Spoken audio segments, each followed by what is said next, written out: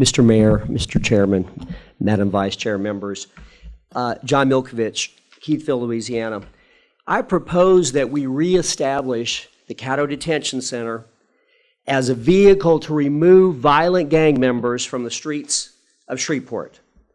I also advocate for more police officers and an increase in police pay. You all know the story. Police officers are leaving Shreveport. They're being recruited all over the country. And I also believe, if we're going to get real about crime, I think we need to monitor the disposition of gun cases by the district attorney's office.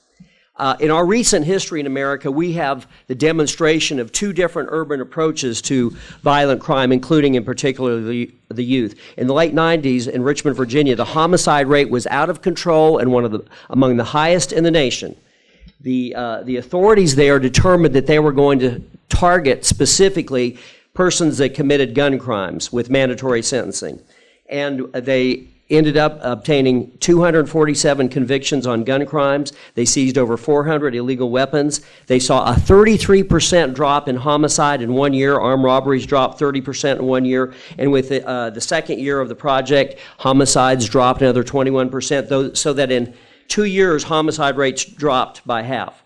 We have a very different experience demonstrated in Washington, D.C. From 2010 to 2017, the Washington, D.C. authorities said that youth that were arrested for serious or violent crimes were not put in jail or prosecuted under the formal judicial system, but they were sentenced under an alternative youth sentencing.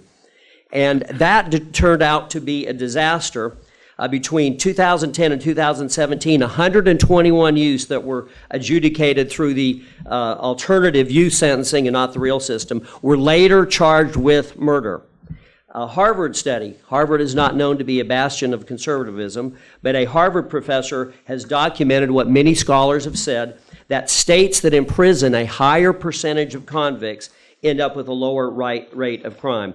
The youth crime rate in Shreveport, Sheriff Prater says that we have a major problem with the age group from 12 to 17. If you talk to Shreveport police officers, they'll tell you most of the shootings are done by people 25 and under.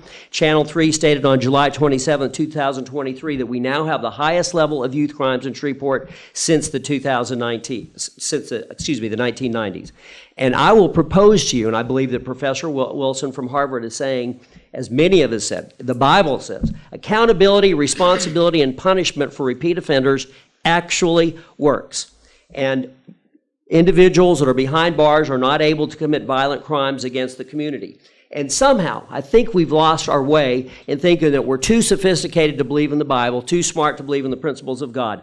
I think we need to listen to the police. They are telling us that gang members are now unafraid of authority. They don't think anything's going to happen. They go over to juvenile detention. Mr. Milkovich, yes. your time is up. Thank you. Thank you.